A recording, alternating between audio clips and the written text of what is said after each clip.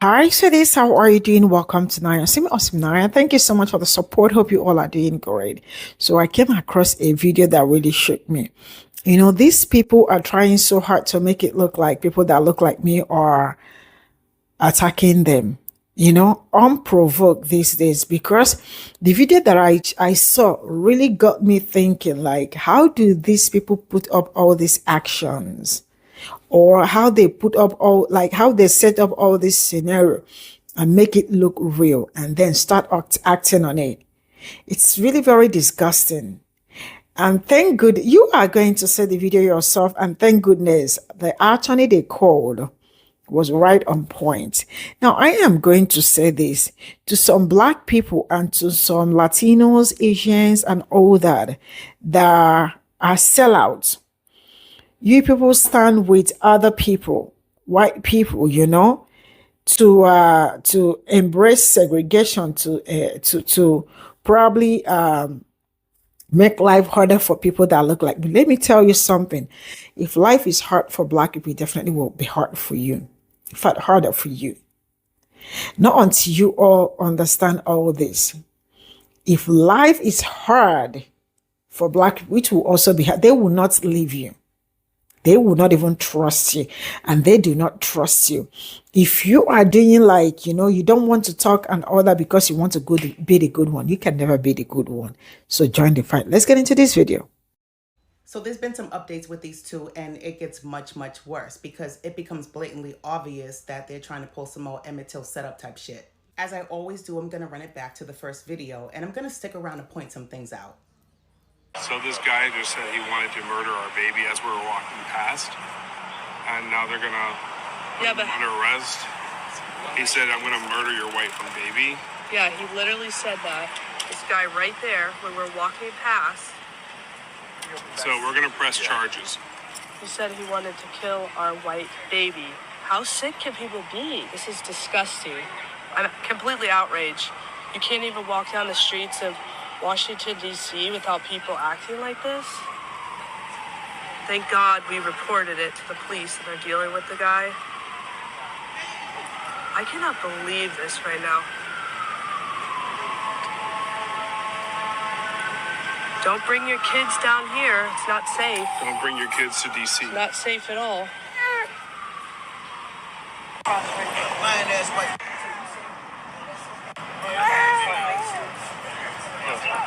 Last night, while heading home from Joe's Seafood on 1500 Pennsylvania Avenue, 1 block from the White House, a Black man approached my wife and my baby and I and said, "I'm gonna kill your white girl.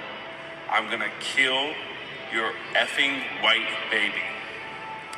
And he repeated it many times, and then he continued to call my wife a white B-word multiple times. And I had half a mind to stomp his head in, but instead I went to the Secret Service, which was a block away from us, and I told them what he had said. The man was subsequently arrested, and he has now been brought on charges by the U.S. Attorney General's office, felony charges for felony threats and hate and bias crime. And also, we found out later that he had a knife in his pocket, so that was extremely terrifying.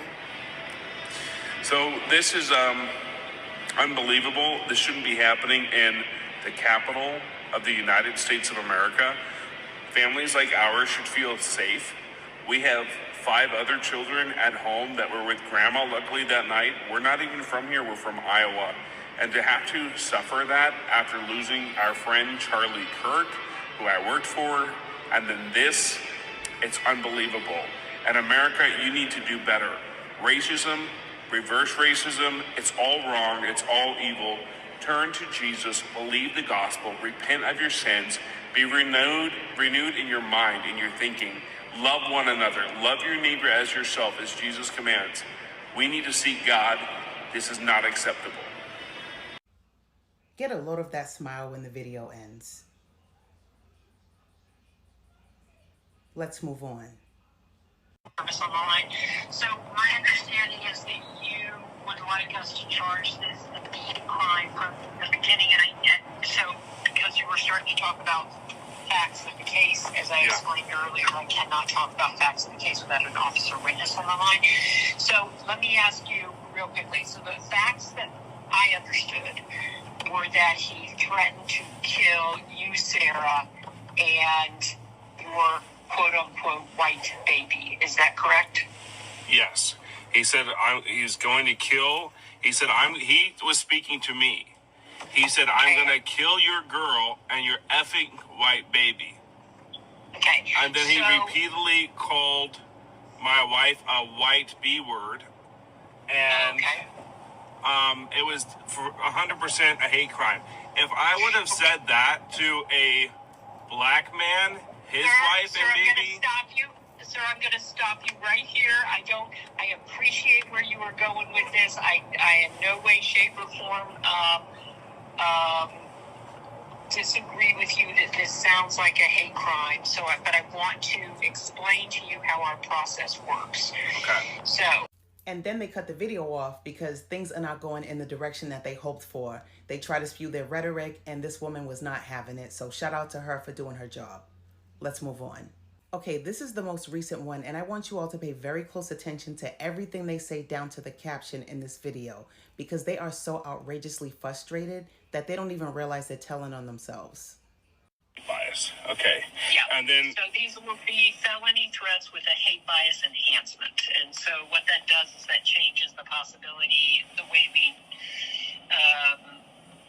the possibility of sentencing, the kind of plea that's given, plea offer. No, I don't have any knowledge of a violent history, not at this time, but let me actually, 1 second.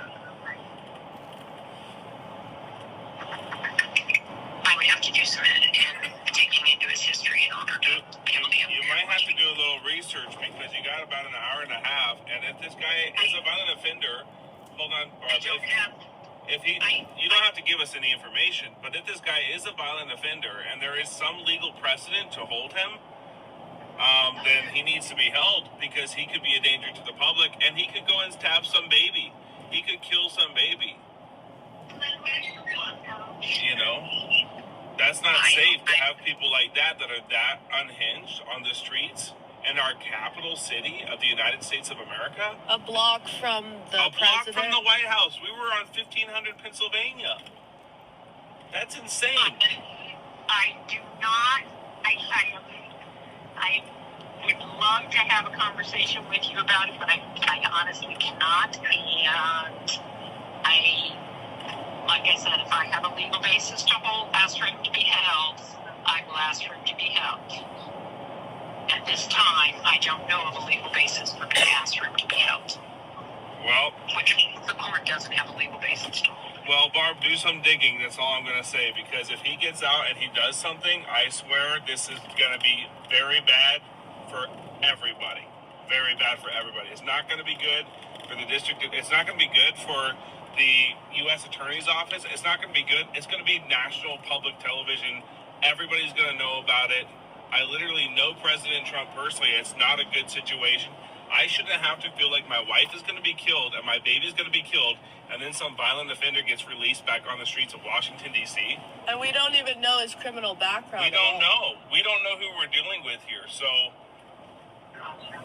we don't feel safe. What if it's the same thing like the guy in North Carolina where they let him out 14 times and then he goes and kills somebody? That guy should not have been on the streets, and I don't think this person should be on the streets either. Listen, you seem like a really nice lady, Barb, and I know there's more that you guys can do. So I'm hoping that you guys will figure out something. I mean, even a mental asylum, like, is there a mental hospital he can go to or something? Or a homeless shelter or something. Something to keep him away from people. I hear you. Any questions?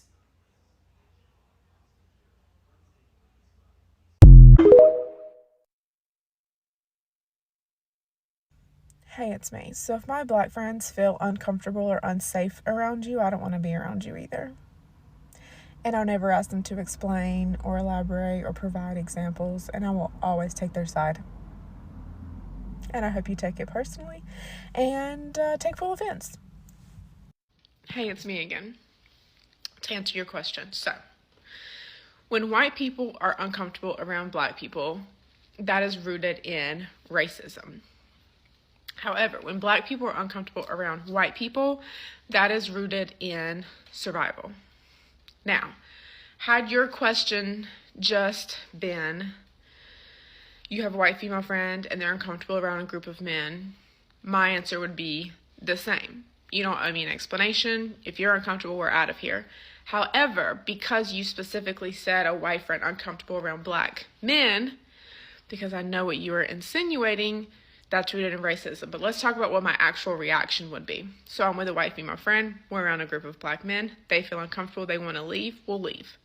However, here's the conversation that has to happen right after, because as white allies, we have to have these tough conversations, even with our friends, especially with our friends. I would ask, what about that group of men made you uncomfortable? If it's because it was a group of men, say less, because baby, I would choose the bear 1,000 times over. However, if her response was because they were black or because they were black men, now that changes things. That's another conversation we have to have, and that's also a friendship that is going to change if it even exists afterwards. Because again, what you tolerate is what you are. You can be the biggest anti-racist ally, but if you surround yourself with racist and homophobic people, you're not an ally, baby. You know what I mean? So I hope that answers your question. To black people, Hispanics, and Native Americans, stop peacefully coexisting with sellouts. They are the ones protecting the racists. They are the ones protecting the white supremacists. They are the ones that the white supremacist uses against you. They are the ones that the white supremacist uplifts and uses as an example of what they all want you to be like.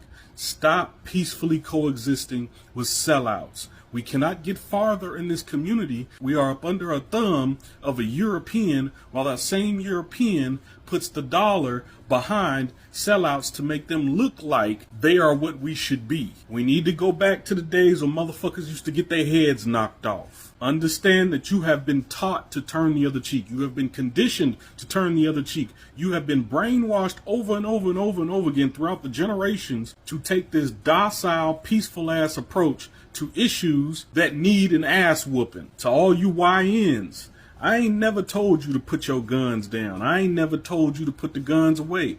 What I'm saying is, stop unaliving yourselves, stop doing the Klan members' work for them, and turn them guns on the actual enemy. It's a bunch of different racists out here that need to go. It's a bunch of different sellouts out here that need to go. I'm talking to all you BDs, GDs, Crips, Bloods, Vice Lords. I'm talking to all of you. It's work that need to get put in, and you should be on the front line. All you YNs should be the most pro-black out of anybody, because you already done decided you don't care. You already done decided you don't mind going to jail, you don't mind going to prison, you don't mind being dead.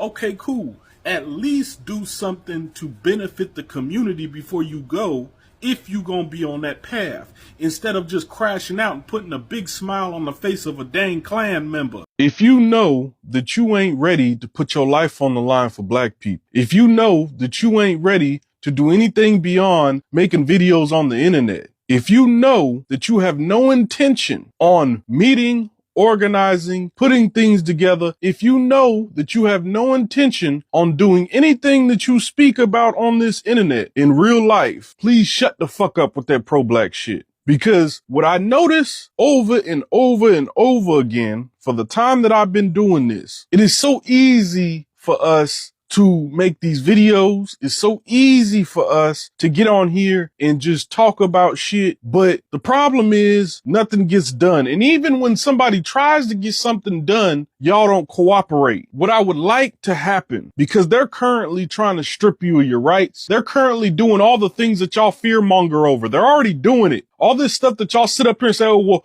we're going to get to a point, or we're going to get here, or eventually it's going to get here, or we're going to start. No, it's already happening. They're already starting to say that they're going to start targeting liberal groups. They're going to start targeting organized groups. They're going to start targeting groups that are organizing in public. They're going to start targeting groups that protest. They're already saying that. You already know that when there's a white on white crime, they automatically blame black folks. You already know that they don't want you here. here. You already know these folks is racist. You already know that these people are European rejects. You already know these people are white supremacists. We already done answered everything. We have said how racist they are a million times. We have said how evil they are a million times. We have already provided all the proof. The history says it. Everything says it. Everything in their actions say it. We don't need no more hypothesis on this. What I want to know is, to the black folks, what do you want to do? What do you want to do? To the folks in Mississippi, anywhere near Delta State University, what do you want to do? Anywhere there is black people, brown people that are being oppressed or brutalized or marginalized or abused, what do you want to do?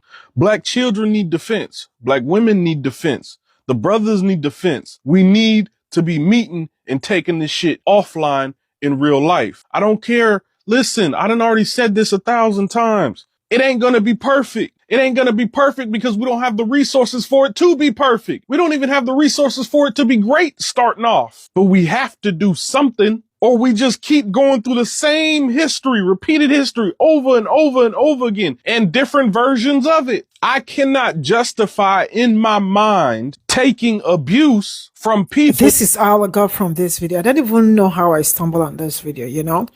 And you know what they are trying to make it look like?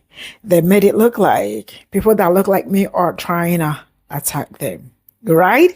See, I don't know how these people do this, but let me tell you something. Some people can actually go to any length, you know, to cause problems or to create problems. Now, I am not a lawyer, but I am that smart to tell you that let's start.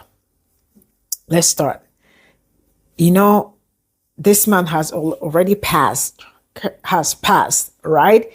And now everybody is, you know, at first, everyone is looking for a way to pin it on people that look like me till they saw who did that act. And it wasn't someone that looked like me. So there are already, like, still this very moment, some of them like are looking for a way to, or looking for something like, or go on the street and do what you got to do, you know, to save your community. Then you will see what will happen. Now, it started with them saying that, you know, the person said they are going to schmort the wife and the baby and all that. Sincerely speaking, I don't know how to explain this, but I am telling you that nothing like that happened. They probably, if something had happened, it may have been maybe like, you know, a little chaos or a little problem, I mean to say, or maybe exchange of words, or they already saw the person there and feel like that man is not supposed to. In fact, there was no problem. They saw the man there and said that, to them, this man is not supposed to be there. And then you heard him say that in the capital city, you know, they shouldn't be seeing people there.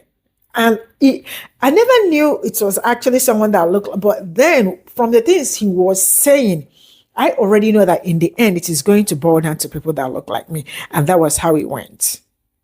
And then they started making call. The attorney they called said, no, don't make it look like what you are trying to. And then the woman decided to bring what happened. The Ukrainian girl, is it Russian or Ukrainian? Whichever one, as I think out of the two, right? The lady that was unalive and the boss and all that. Say, what if the person wants to? Now, what is the, I don't know, but I mean, it's kind of scary on a very serious note that people that look like me cannot get a break. You know, they constantly make it feel like they are under attack when they are not under anything. See, I don't know how Black people have been living with them on a very serious note, because the things that I see are the things that I don't know how, and I also love how you people handle some certain things, because you see all this kind of story are the kind of story that will cause so much problems. And then he is trying to tell you that the problem this will cause The problem this will cause, that everybody will be on the run, and the media and all that. The pressure is getting worse. Bye for now. Hey, and it's very big. Okay, before I go, a very big shout out to Moses Ken. Sorry that I just kept talking about them, because you know that they keep getting people angry all the time. I just talked about them, but sincerely speaking, Moses Ken nailed everything he said. Do not protect people that do not want to be in community with you. It doesn't make any sense protecting them. And to every other communities that think that they are safe, and nobody is safe, you all better be speaking up and stop joining white supremacy to oppress, to humiliate other people. When you join them, they will still do the same thing they do to me to you. So you all better wake up. Bye for now, everyone.